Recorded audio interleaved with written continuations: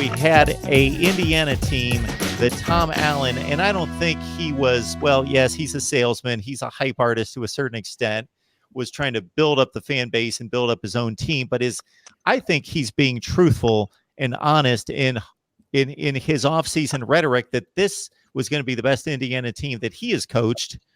And this is an Indiana program that has given the Buckeyes fits. There were no fits on Saturday afternoon. There was nothing but sheer dominance from start to finish, needing a trick play to fool the defense to get on the scoreboard via the end zone. This was Ohio State football looking midseason form on both sides of the ball. I will absolutely wholeheartedly agree with that. And like you said, there's a little bit of hype behind that being, hyping up the fan base, saying this is the best Indiana team that he's ever coached. But what we've seen as Ohio State fans and as analysts, college football analysts, is seeing Indiana over the years, be able to really put on some points on Ohio State's defense and some pretty impressive Ohio State defenses. So this year really was the exception, and I was extremely impressed by what the Ohio State defense was able to do. And then, I didn't get to give my prediction last week, but I will humbly say that it was going to be nowhere close to what that offensive performance ended up being. I would not have been able to put that score out and been comfortable with it. I was extremely impressed. If you're a really good team like we think Ohio State is, then these are the kind of scores you have to put up against teams that are going to be 5, 6, 7 wins on your schedule, where you leave no doubt. And you just show that not only do you have more talent, your schemes are, you're well prepared for everything that you're going to see, and what you're being asked to do, you're very good at. And so far, the defense looks like it is very good at being asked, doing what it's being asked to do. And we knew there was going to be a talent thing, and I think we all assumed and believed that by the fourth quarter, Ohio State would just wear on them, because that's what they do. That's what they do to most teams. But they're wearing on the Indiana defensive line from the get-go. The Ohio State offensive line is just setting every tone right now. They're at the point where they can almost name their score with defensive lines who can't match up. And there was a point in there where Indiana had to do a mass substitution on the defensive line. And there's no way they're good 8 deep like Ohio State is.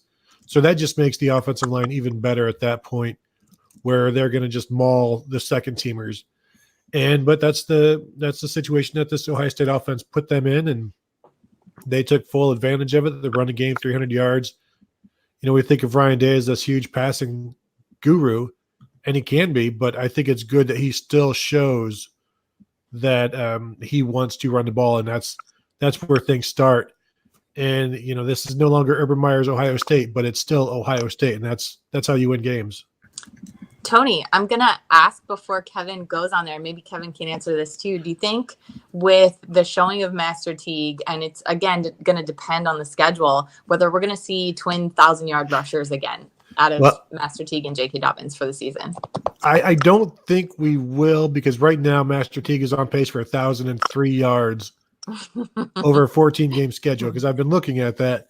I just don't know. He needs to average like 71 yards per game, which is what he's doing right now. And I don't know if that's going to happen during Big Ten play.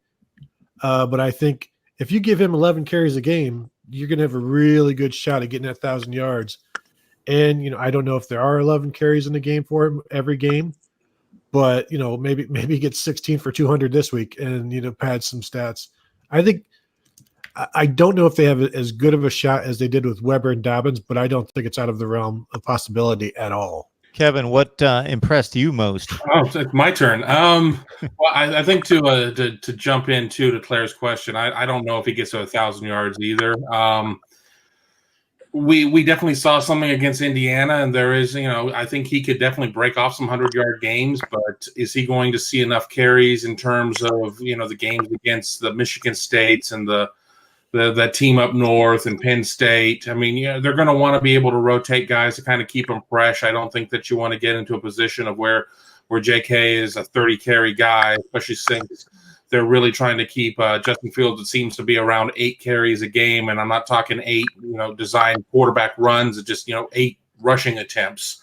So I don't know if he's going to get there, but I think that he's going to pick up some valuable yardage along the way. I was really impressed with Ohio State's ability to just out there in coverage. I mean, Sean Wade, Jeffrey Okuda, obviously the 96-yard interception by Damon Arnett, where he was able to jump the route and step in front of Peyton Hendershot and take that ball back all the other way. I think that the secondary has done a really solid job representing this year. And, hats off to the entire defensive staff, especially Jeff Hafley, with what's happened there, because there was a bit of a sore spot with fans with, maybe where the secondary was last year. And, I think that so far, granted they have not gone against any sort of passing juggernaut, they've answered all the questions that have been asked of them.